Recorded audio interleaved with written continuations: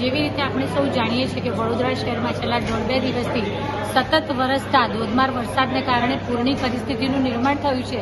તો ગઈકાલે રાત્રે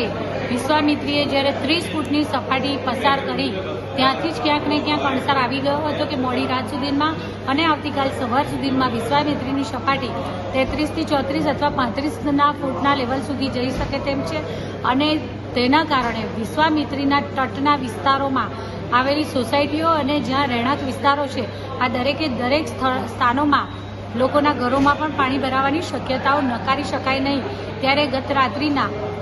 મીડિયાના મિત્રો દ્વારા તથા રેડિયો જેવા વિવિધ માધ્યમો દ્વારા લોકોને આ માહિતી પણ આપવામાં આવી હતી. તો વહેલી સવારથી લોકો દ્વારા આવેલા ફોન કોલ્સ અને પાણી ભરાવાની શરૂઆત થઈ ત્યારથી આવેલા ફોન કોલ્સ દરેકે દરેક અમારા સૌ પર આવતા ફોન કોલ્સ ઉઠાવી અને આ લોકોને શિફ્ટિંગ કરવાની અને રેસ્ક્યુ કરવાની કામગીરી યુદ્ધના ધોરણે ચાલી રહી છે. તો ગઈકાલે લગભગ 303 જેટલા લોકોને ફાયર વિભાગ દ્વારા બોટ દ્વારા રેસ્ક્યુ કરવામાં આવ્યા. તો આજે લગભગ 1003 જેટલા લોકોને બાય બોટ રેસ્ક્યુ કરવામાં આવ્યા છે. તો લગભગ 6247 જેટલા લોકોને બસ દ્વારા અને બીજા વિવિધ પ્રકારે રેસ્ક્યુ કરીને શિફ્ટિંગ કરી અને વડોદરા મહાનગરપાલિકા સંચાલિત નગર પ્રાથમિક શિક્ષણ સમિતિની શાળાઓ તથા અતિથિગૃહમાં એમને આશરો આપવામાં આવ્યો છે, જ્યાં તેમની રહેવાની, જમવાની અને મેડિકલની કોઈકને જરૂર પડે તો દવા વગેરેની સુવિધાઓ પણ ઉપલબ્ધ કરાવવામાં આવી છે. લગભગ 212 જેટલા વૃક્ષો ધરાશાયી થયા હતા, તો તેની પણ કામગીરી કરવામાં આવી છે. તો આ જે વિશ્વામિત્રીના પૂરગ્રસ્ત વિસ્તારો છે ત્યાં કુદરતી કારણોને લીધે થનારા મૃત્યુમાં લગભગ 13 થી 14 જેટલા થયેલા કુદરતી મૃત્યુના સંજોગોમાં પાણી ભરાયેલા હોય અને પૂરની પરિસ્થિતિ હોય ત્યારે તેમના સ્વજનો તેમના ઘરમાંથી જેણે વિદાય લીધી છે તેની ન તો અંતિમ યાત્રા કરી શકે છે ન તો તેમના અંતિમ સંસ્કાર કરી શકે છે. ત્યારે વડોદરાના ફાયર બ્રિગેડના જવાનો, NDRF અને SDRFની ટીમ સૌએ સાથે મળી અને આ 13 થી 14 જેટલી ડેડ બોડીઝને કોલ્ડ સ્ટોરેજ સુધી પહોંચાડી છે. તો સાથે સાથે વડોદરા શહેરના જે પણ વિસ્તારોમાંથી લોકો રેસ્ક્યુ થવાની જરૂર ન હતી, પરંતુ 2 માળના મકાન હોય કે પછી ફ્લેટમાં રહેતા લોકો હોય તેમના દ્વારા તેમને પીવાના પાણીની અથવા તો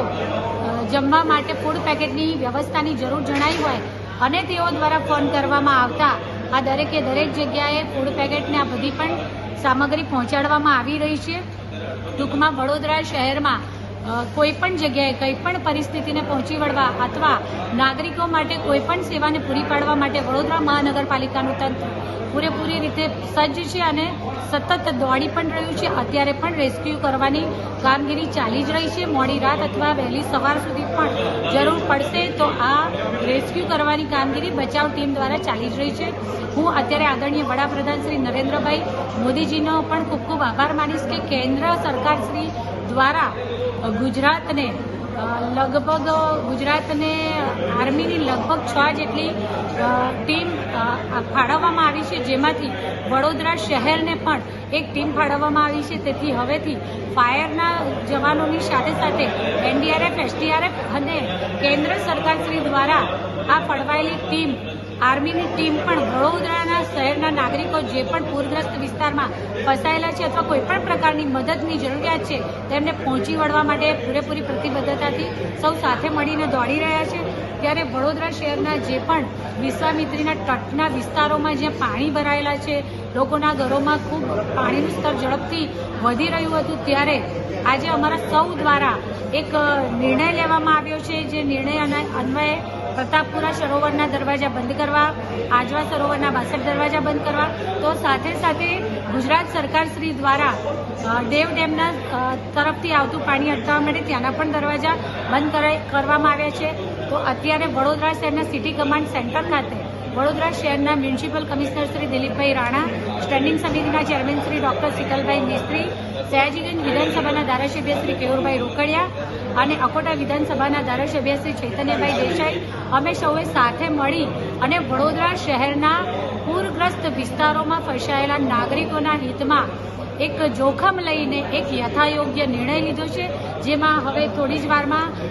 આજવા સરોવરના 62 દરવાજા પણ બંધ કરવામાં આવશે એટલે આ ત્રણેય દિશામાંથી આવતું પાણીની આવક બંધ થવાથી વડોદરા શહેરમાં જે વિશ્વામિત્રીમાં પાણી આવે છે તે પણ બંધ થશે અને જેના કારણે આ પૂરની પરિસ્થિતિનું નિર્માણ થયું છે તેમાં પણ આપણે કંટ્રોલ કરી શકીશું અને લોકોના ઘરોમાં અને વિસ્તારોમાં ભરાયેલા પાણીના લેવલ પણ આપોઆપ 3 થી 4 ફૂટ જેટલા નીચે ઉતરી જશે.